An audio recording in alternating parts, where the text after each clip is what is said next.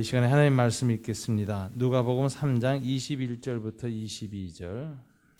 누가복음 3장 21절부터 22절 말씀. 짧은 기절입니다. 제가 21절 읽고 22절 여러분 읽도록 하겠습니다.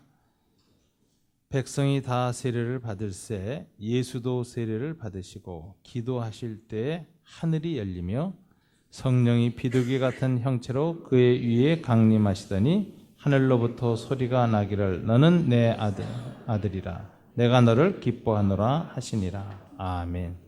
다시 한번 기도하고 말씀을 받겠습니다. 하나님 아버지 감사합니다. 아름다운 주일 아침 허락하셔서 저희들이 주 안에서 기쁨으로 나와 예배드릴 수 있도록 우리 마음을 주장해 주시고 우리의 발걸음을 인도하셔서 이 자리에 서게 하시니 감사합니다. 우리의 찬양과 경배와 기도를 받으신 주님, 이 시간은 저희들이 이제 말씀을 아버지께로부터 받을 때입니다. 이 시내산에서 이스라엘 백성들에게 말씀 주신 것처럼 이 아침에도 성령 안에서 우리에게 말씀 주시고 돌비가 아니라 마음비에 이 말씀이 새겨지도록 역사하여 주시옵소서. 예수님 이름으로 기도드립니다. 아멘. 오늘의 본문은 예수님이 요단강가에서 세례받으시는 장면입니다. 근데 이 장면은 교회 역사에서 아주 유명한 장면이에요. 초기 하나님에 관한 관점을 정리할 때 삼위일체라는 이론을 가지고 초대교회가 아주 논쟁을 벌였었습니다. 아타나시우스라는 사람은 하나님은 한 분이시지만 인격이 동등한 인격이 세 분이시다. 세심이 하나다. 이게 굉장히 어려운 개념이거든요. 성부, 성자, 성령 하나님 다 같은 하나님이신데 인격이 다르다. 아리우스라는 사람은 그거는 다신론이다. 아니다. 뭐 이런 주장을 하고 있었어요.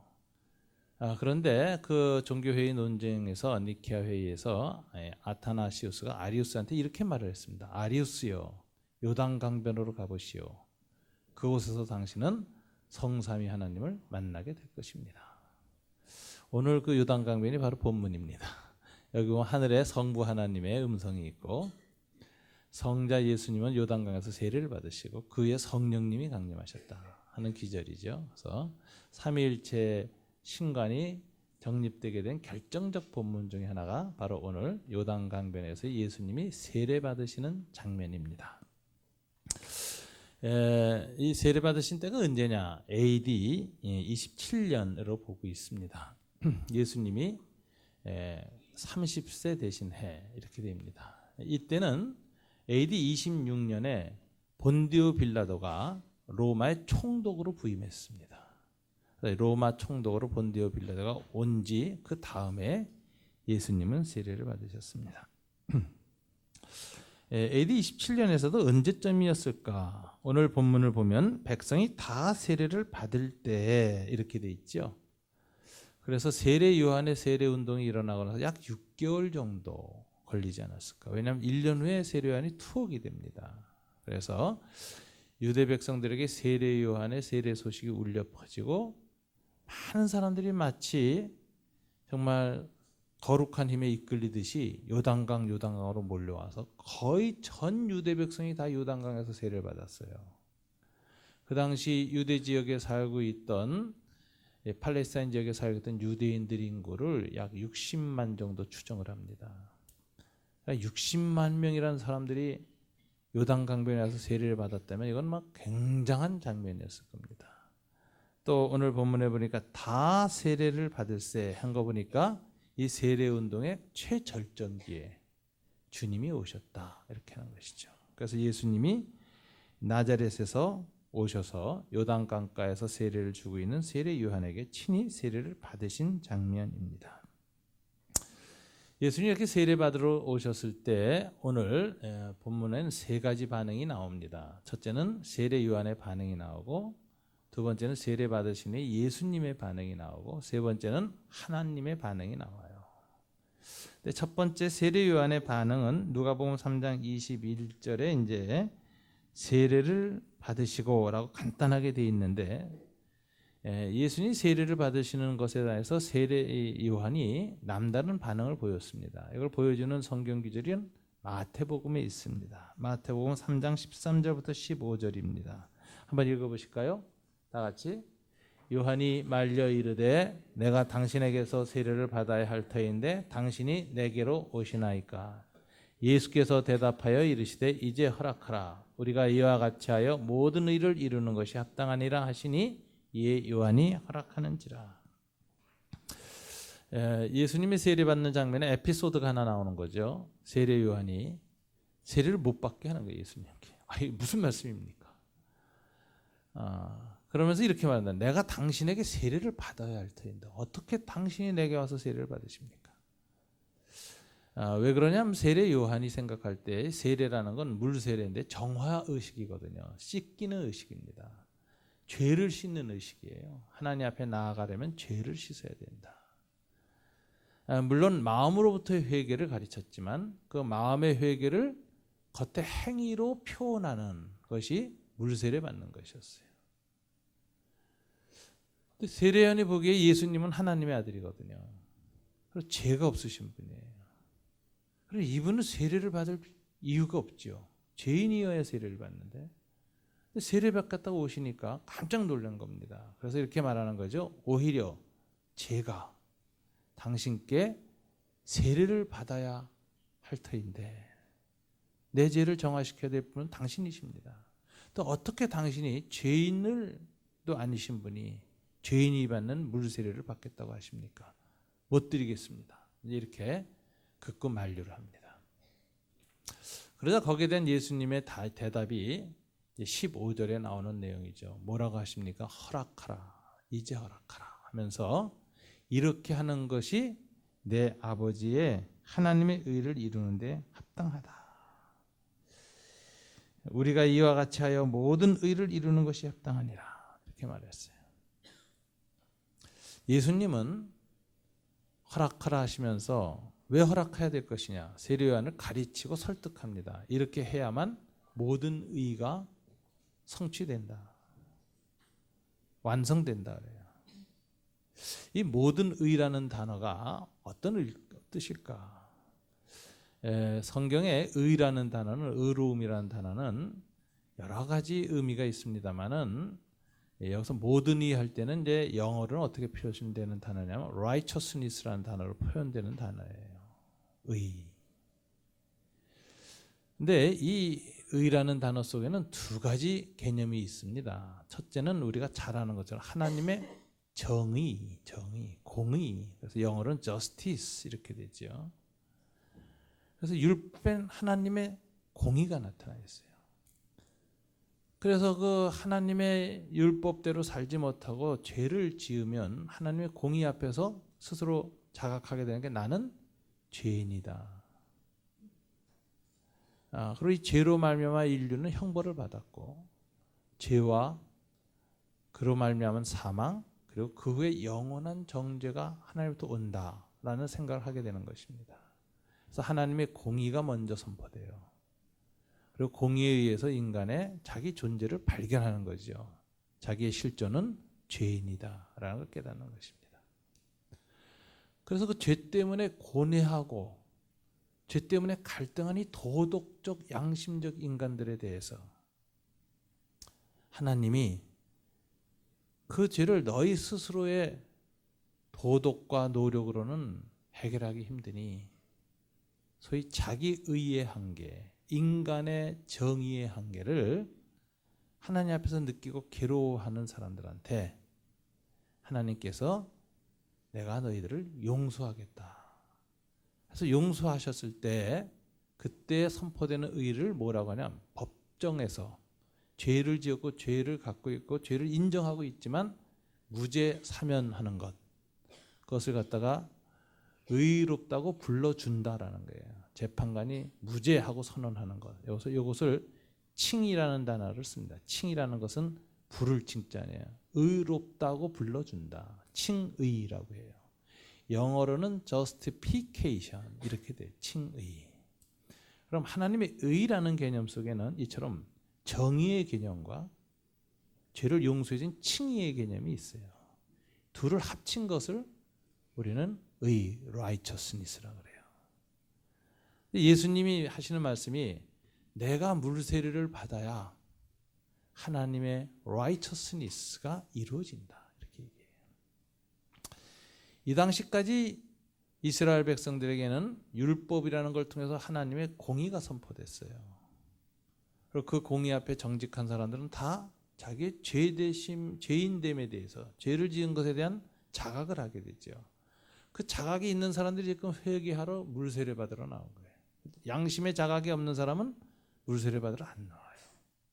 물세례 받으러 나온 사람들은 하나님의 공의 앞에서 인간의 정의의 한계를 발견하고 괴로워하는 사람들, 이런 사람들이 이제 물세례 받으러 나왔거든요.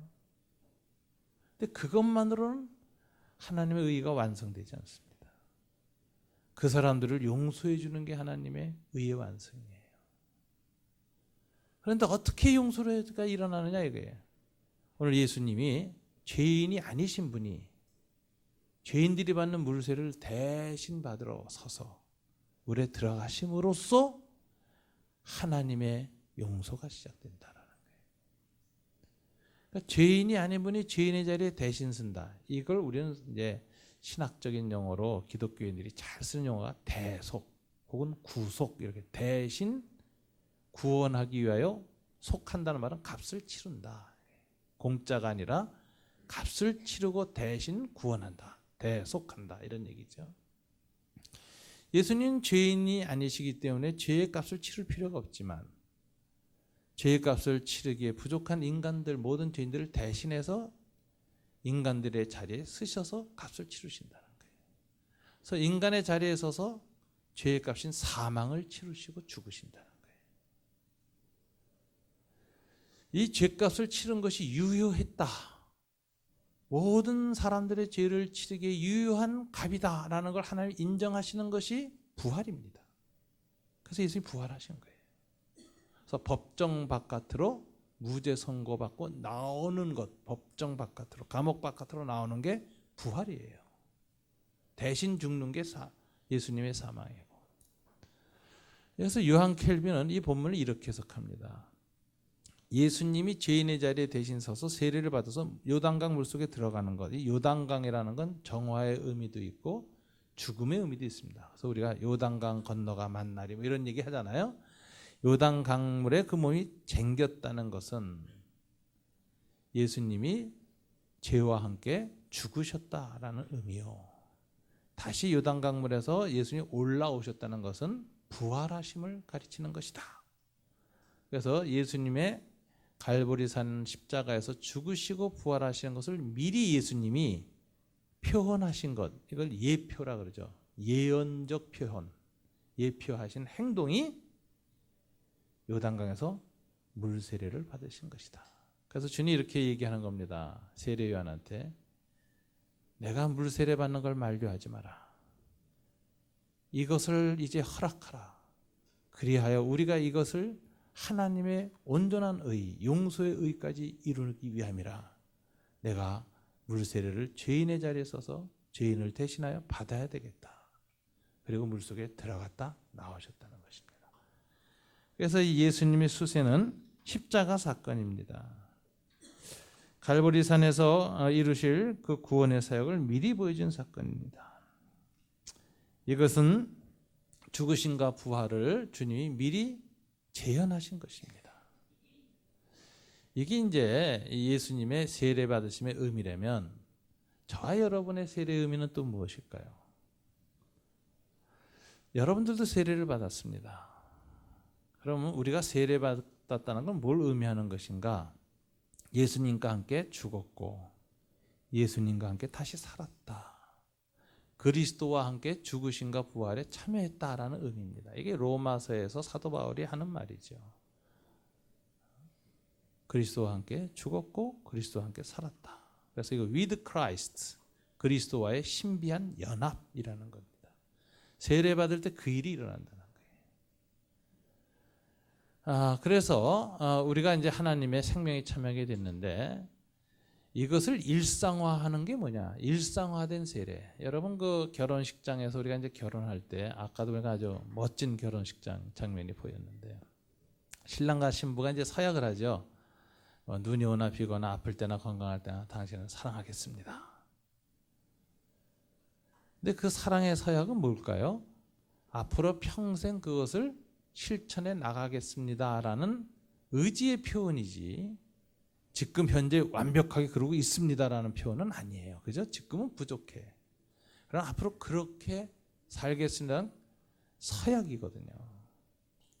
세례도 마찬가지입니다. 세례는 우리 일생에 단 한 번 물세례 받지만 그건 결혼식의 서약과 같은 거예요. 앞으로 이렇게 살겠습니다. 그때 우리가 세례 받으면서 하는 서약의 중심은 뭐냐면 그리스도와 함께 죽고 그리스도와 함께 살겠습니다. 이것을 일상화하는 게 뭘까요? 내가 날마다 죽노라. 사도 바울이 하는 말. 내가 날마다 내 자아, 욕심과 이기심과 이런 내 자아를 죽이고 새로운 자아로 거듭나겠다. 그래서 이 예수님이 요단강에서 세례받은 것이 바로 십자가의 죽으심과 부활에 대한 예표적 행위라면 이미 예수 그리스도와 함께 십자가에서 죽고 다시 부활한 저와 여러분의 영혼이 일상 속에서 이 세례를 반복한 무엇입니까? 나는 주님과 함께 내 옛 자아, 죄에 속한 내 죄성을 죽이고 하나님 앞에서 다시 새 자아로 살겠습니다. 그걸 날마다 시간마다 고백하는 것. 그렇게 새 마음을 갖는 것. 그것을 계속 이루어 나가는 것이 일상화된 세례다. 이렇게 말할 수 있습니다. 여기 세례 받으신 분들 많죠? 네, 이 세례라는 건 그런 의미가 있기 때문에 그렇게 사는 겁니다. 결혼식 때 그렇게 팥뿌리가 되도록 사랑했다고 해놓고 살면서 막 안 하고 이러면 이제 위기가 오잖아요. 주님과의 위기도 마찬가지예요. 그렇게 안 살 때 위기가 옵니다. 그래서 세례 단 한 번은 의식이지만 삶의 모든 과정, 일상의 모든 부분을 염두에 두고 한 고백이다. 여러분 기억하시고 그렇게 우리가 세례받은 자로 살아야 합니다. 예수님은 이 세례를 십자가에 연관시켜서 한 본문이 하나 나오는데 마가복음 10장 35절 38절입니다. 한번 다 같이 한번 읽어볼까요? 세베대 아들 야고보와 요한이 주께 나와 여짜오되 선생님이여 무엇이든지 우리가 구하는 바를 우리에게 하여 주시기를 원하옵나이다. 이르시되 너에게 무엇을 하여 주기를 원하느냐 여짜오되 주의 영광 중에 우리를 하나는 주의 우편에 하나는 좌편에 앉게 하여 주옵소서. 예수께서 이르시되 너희는 너희가 구하는 것을 알지 못하는도다. 내가 마시는 잔을 너희가 마실 수 있으며 내가 받는 세례를 너희가 받을 수 있느냐. 여기 예수님이 세례에 대해서 묘한 표현을 쓰셨죠. 이미 물세례 받으셨어요.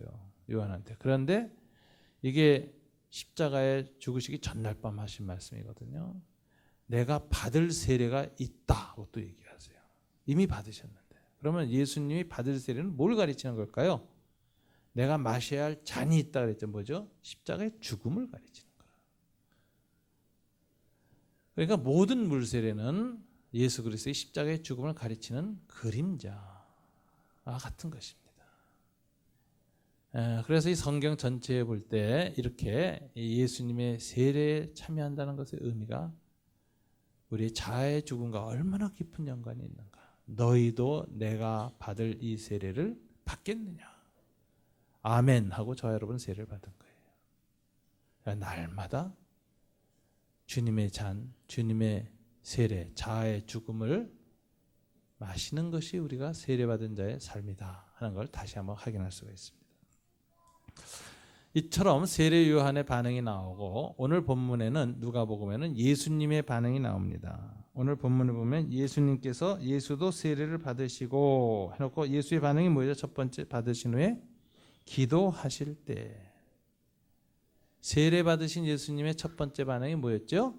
기도였습니다. 그 물 속에서 요단강에서 올라오시자마자 서서 하늘을 향해서 기도하셨다. 여기서 주님 무슨 기도를 하셨을 것 같아요?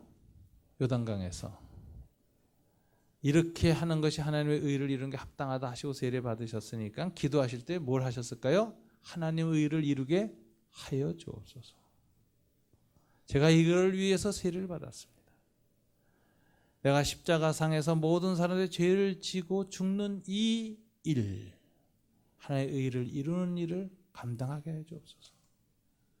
그때가 되기 전까지는 하나님의 공의를 전하고 많은 사람들로 하여금 그 말씀을 통해서 자신의 죄인됨을 깨닫게 하겠습니다. 인간의 의와 도덕과 철학과 지식의 한계를 보게 하고 자기 한계 앞에 정직한 사람들을 만들겠습니다.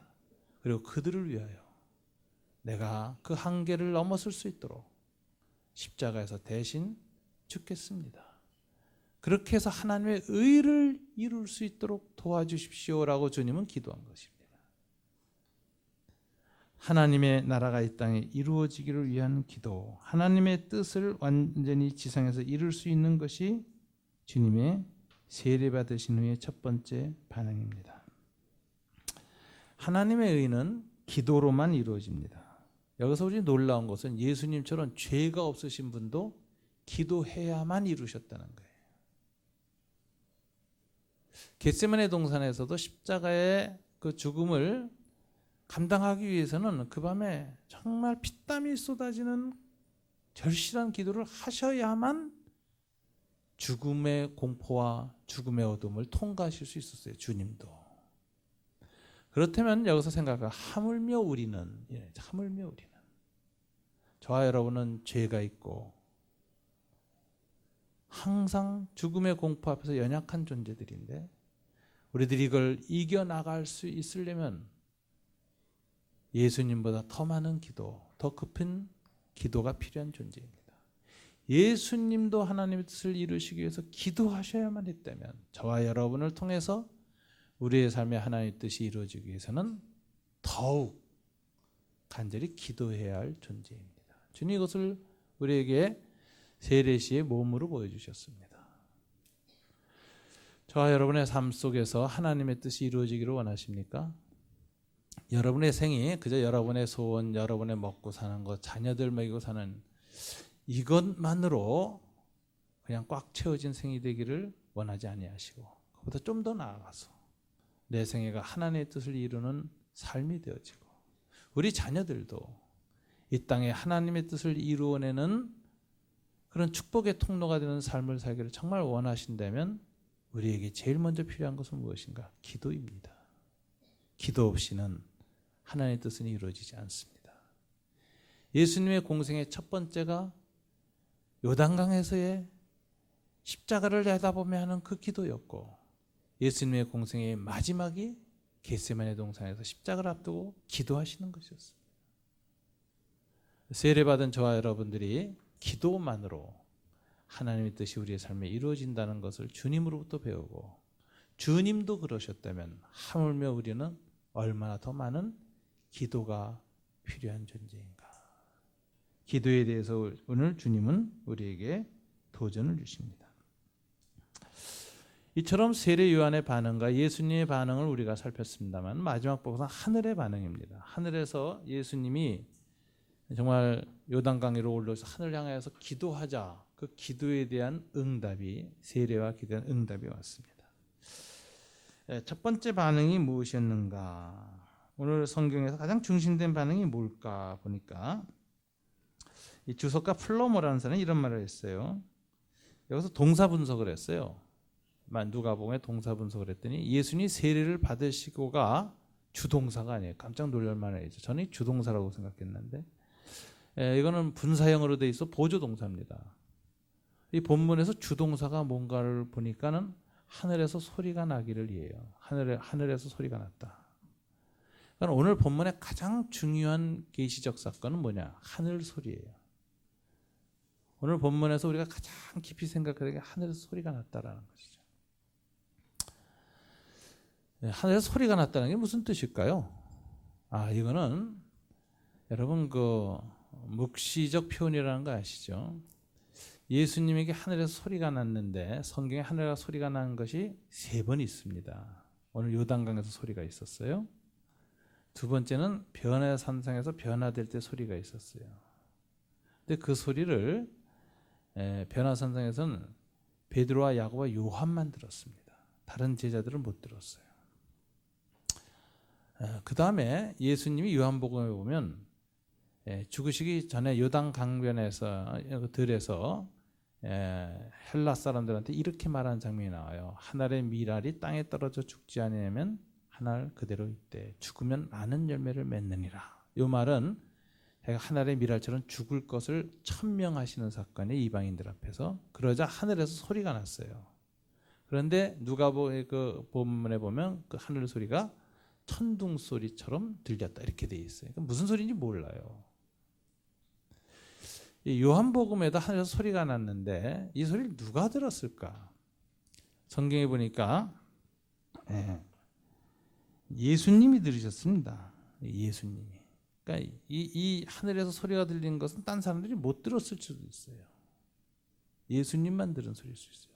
혹은 예수님을 향하여서 보라 세상 죄를 지고 가는 하나님의 어린 양이다라고 세례 요한이 말했기 때문에 세례 요한까지 들었을 수 있어요. 그래서 이 하늘에서 소리가 났다는 것은 단순하게 뭐 우리가 지금 마이크 대고 제가 설교하는 식으로 이런 식으로 모든 사람의 귀청을 울려서 들리는 그런 보편적 소리가 아니었고 계시적 소리였다. 소위 영적인 소리였다.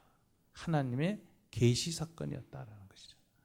그럼 소리가 들렸다는 것이 유대 묵시 문학적 표현에 의하면 어떤 의미일까? 이것은 하나님이 새로운 계시를 시작하시기 시작한다라는 거예요. 그러니까 그 전까지도 하나님이 계시하셨어요.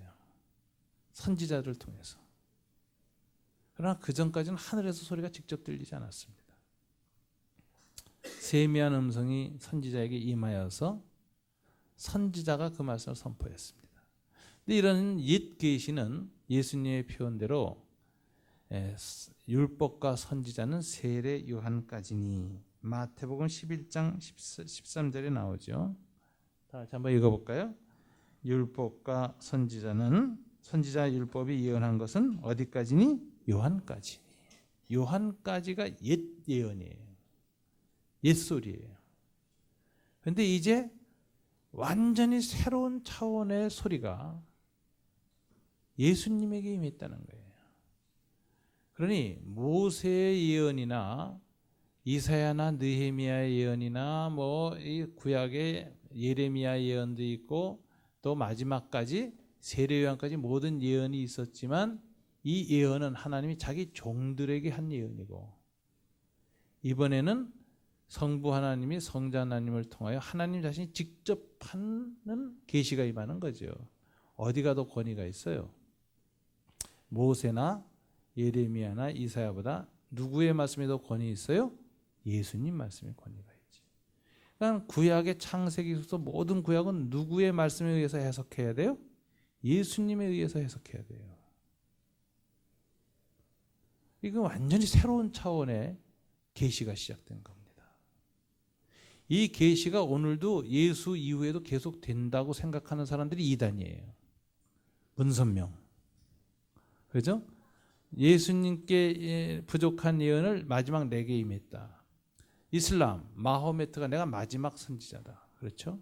근데 주님은 그렇다고 하지 않아요. 주님은 마지막 선지자는 세례 요한까지로 끝났고 이제 그 모든 예언들을 최후로 완성하고 최후로 해석하고 최후로 설명할 수 있는 모든 것은 나에게 있다. 이게 유대 랍비 입장에서는 예수가 어떤 사람이에요? 문선명이지. 박태선이지. 마호메트지. 그러니까 이단이죠. 그래서 사도 바울이 나자렛 이단을 죽이기 위해서 그렇게 다녔던 거예요. 그러니까 우리가 예수님에 대해서 우리가 가져야 될 생각 중에 하나님의 계시의 역사에 있어서 세례 요한까지는 옛 계시고 예수님께 새 계시가 왔는데 예수님으로부터 예언이 완성됐다고 보는 게 정통파 기독교 전통이고 예수님 이후에도 계시가 계속 또 다시 온다고 생각하면은 최후의 예언이 예수님의 말씀도 또 재해석해야 되죠. 그러니까 마호메트, 운선명, 몰몬교가 그 예언 가지고 예수님의 성경을 다시 다 해석하자고 하는 거예요. 그렇게 이제 이단이 되는 거예요. 근데 예수님이 말씀하시기를 나를 통하여서 뭐가 완성된다고요? 모든 의가 완성됐고 또 다른 것이 없다. 여러분, 나를 통해서 모든 예언이 새로 해석되어지고 새로 완성된다.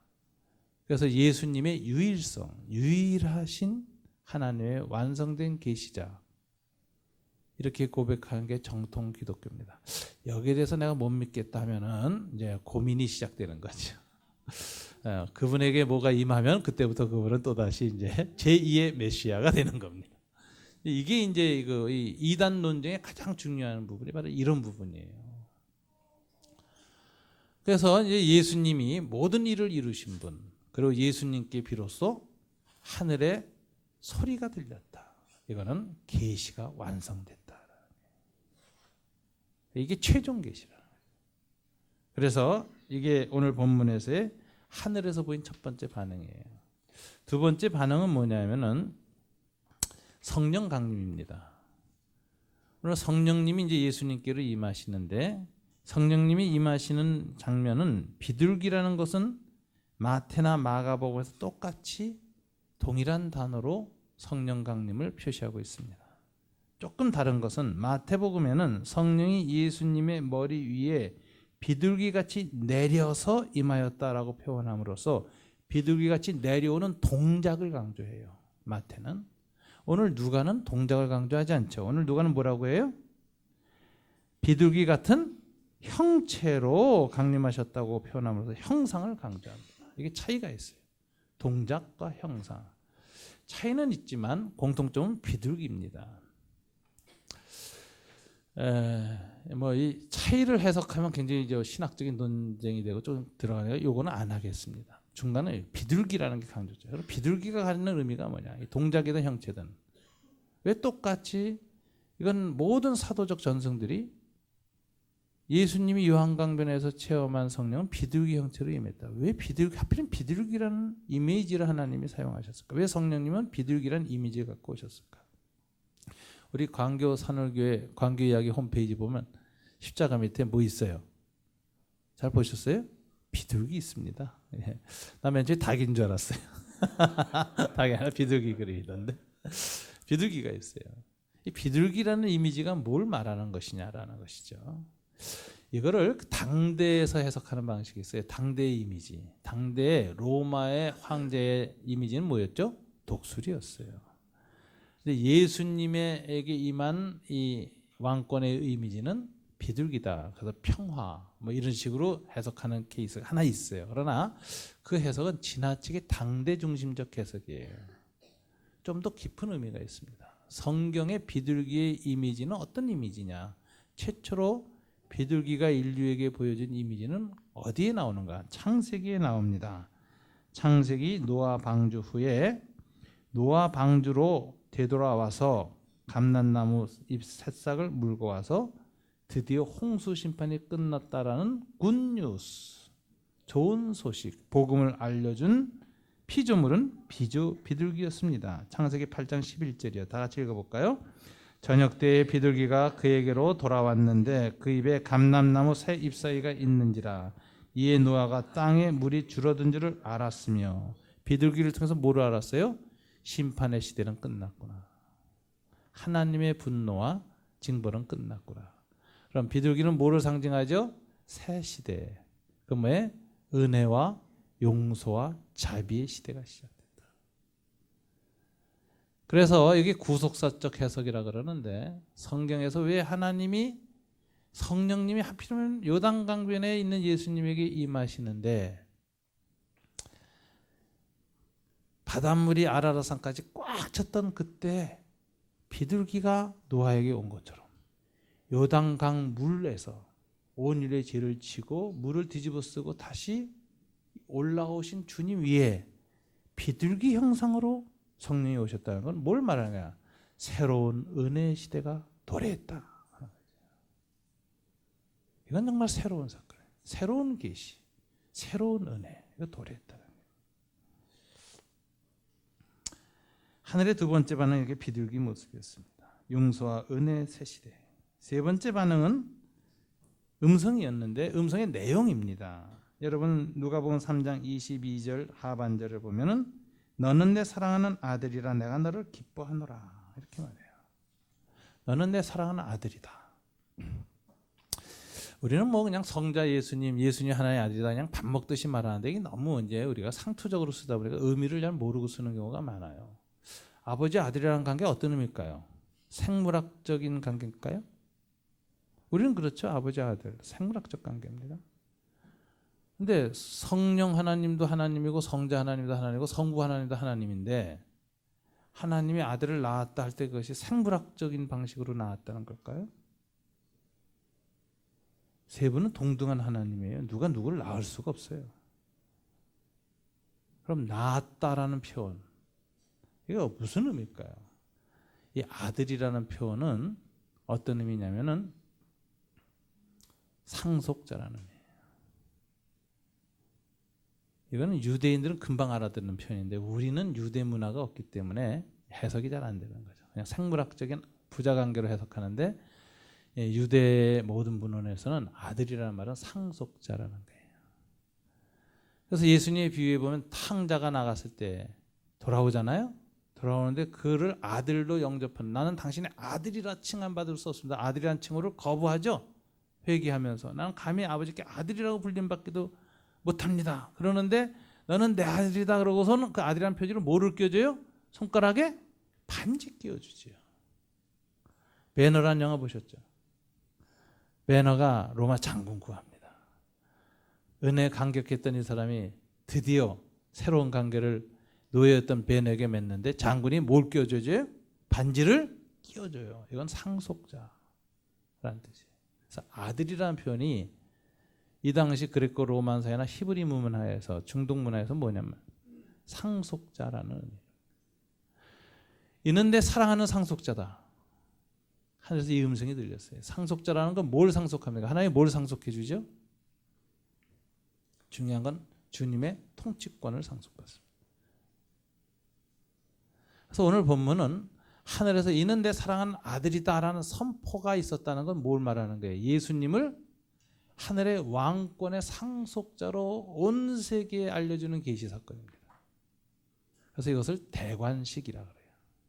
예수의 대관식. 그런데 왕으로서는 아직 아니에요. 이걸 황태자 대관식이라고 그래요. 임금이 직접 통치하지 않고 아들을 보내서 대신 통치할 때가 있습니다. 임진왜란 때 선조가 신의주로 도망가가지고 한경도 쪽에서 의병을 모으려고 할 적에 자기 아들들을 임해군과 광해군을 보내서 군사를 초모하잖아요. 그때 왕권을 줍니다. 통치권을. 즉결 처분할 수 있어요. 뭐든지. 이런 경우를 황태자를 보내는 거예요. 왕이 안 가고 직접 가지 않고 황태자를 보낼 때. 그런데 예수님이 육신을 입고 이 땅에 오셔서 30년 계시다가 요단강에서 아버지의 뜻을 다 이루고 하나님의 의를 완성하기로 결심하고 요단강에 올라가서 물 위에서 기도할 때 하늘에서 소리의 내용이 뭐냐? 이는 내 상속자 황태자다. 그러는 거예요. 그리고 성령이 새로운 시대 죄를 사하고 용서하는 성령이 예수님이 임했는데 이것을 성령의 대관식 기름 부음이라는 거예요. 그래서 이 기름 부음을 받고 나서부터 주님은 아버지의 authority and power, 권위와 권세, 능력이 나타납니다. 권세가 나타나요. 그래서 귀신을 향해서 꾸짖으면 귀신이 그냥 떠나고 안진병이 일어나라 그러면 일어나고 소경이 눈 뜨고 죽은 사람도 살려요. 사망의 세력도 감당 못하는 하늘의 하나님만이 가질 수 있는 권위가 예수님께로 와버렸어요. 권위와 능력을 받으셨다.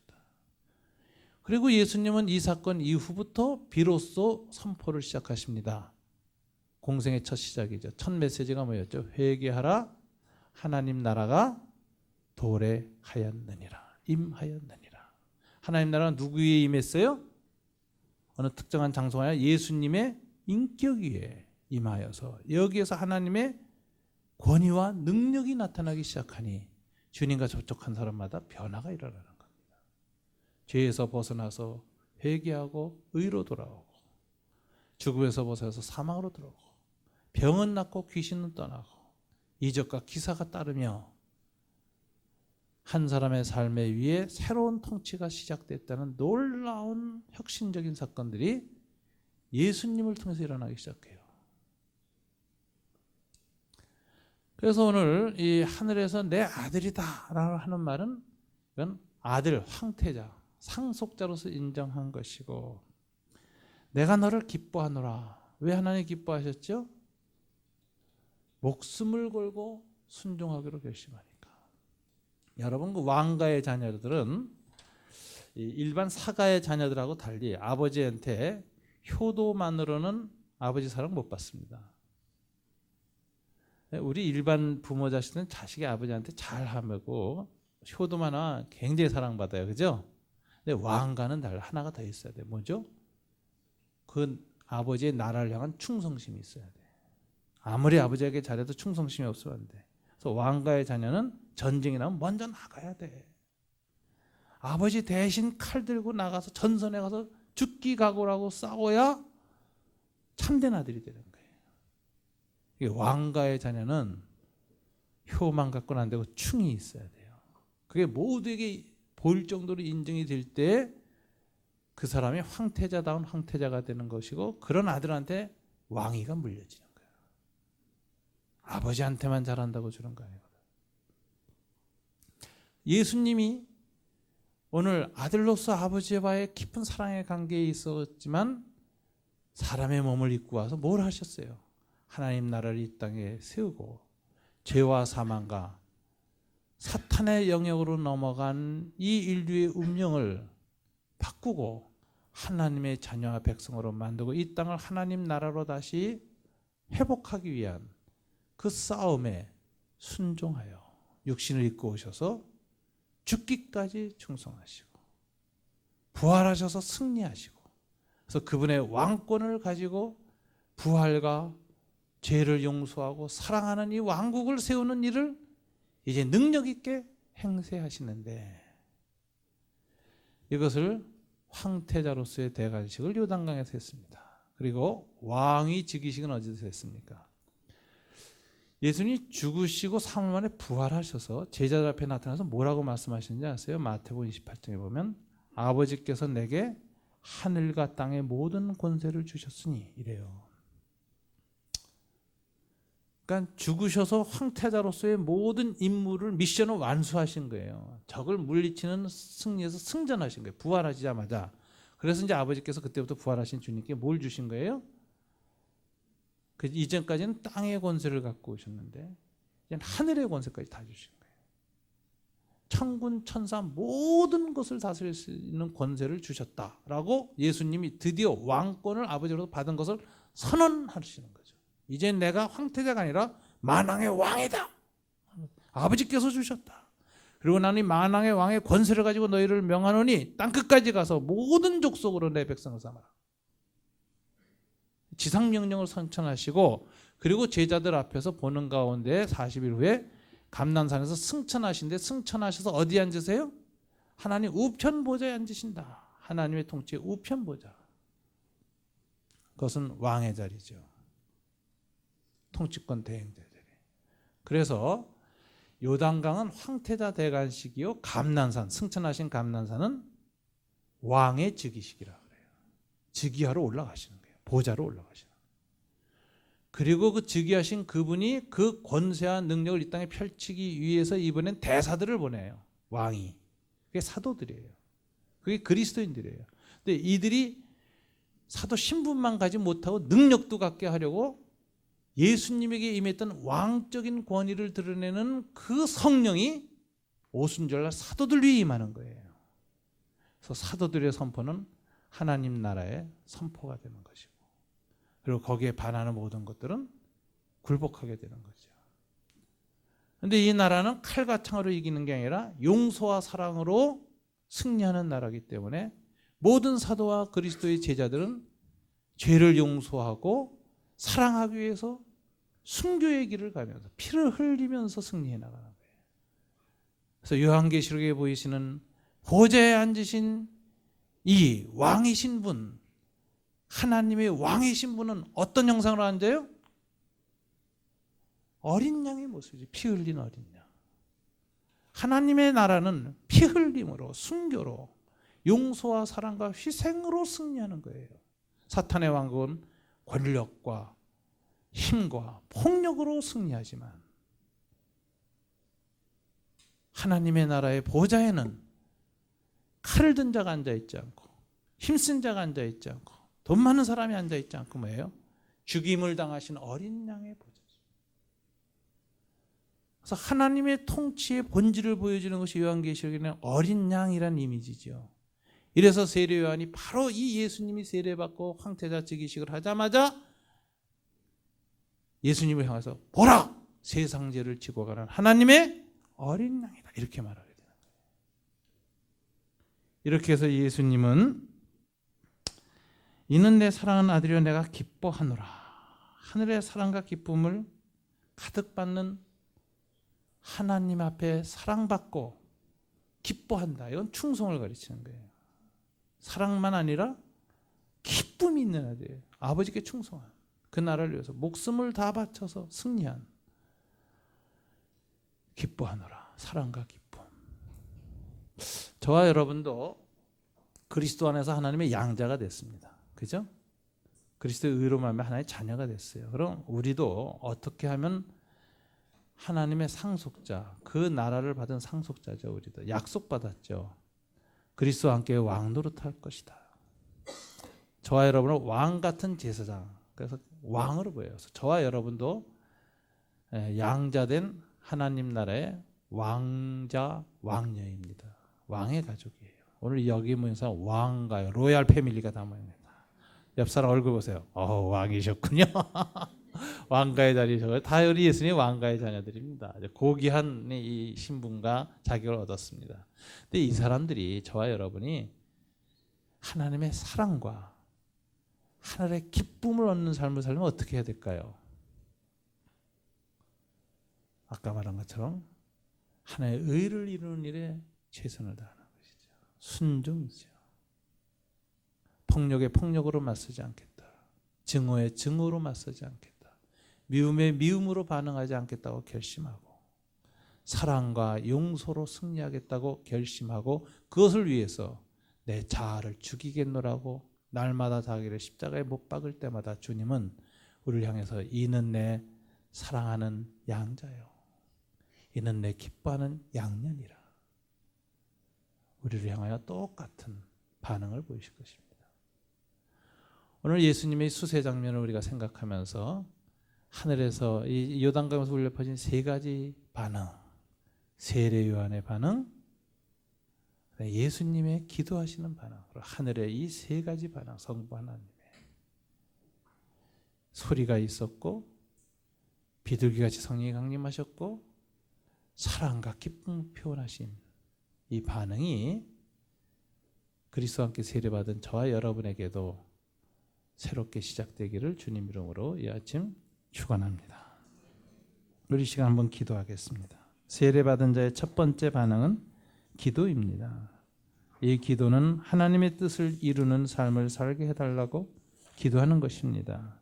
용서와 사랑의 삶에 그 의를 이루는 일에 은혜를 달라고 기도하는 것입니다. 누군가를 미워했던 사람들, 분노했던 영혼, 상처받아서 괴로워했던 그 영혼들의 오늘 이 아침 기도를 통해서 용서와 사랑으로 가득 채워지기를 주님 이름으로 축원합니다. 지금은 요단 강변에서 세례를 받으시고 하늘을 향하여 기도하사 하나님의 의를 생애 중에 이루기로 다시 한번 결심하시고 순종하신 우리 주 예수 그리스도의 은혜와 하나님 아버지의 사랑하심과 성령님 감화 감동하심, 동일한 하나님의 자녀들로서 아버지의 사랑과 기쁨의 충만한 삶을 성령 안에서 살아가기로 다시 결심하는 우리 강교산울교회 모든 교우들의 심령 위에 지금부터 영원까지 함께 계실지어다. 아멘.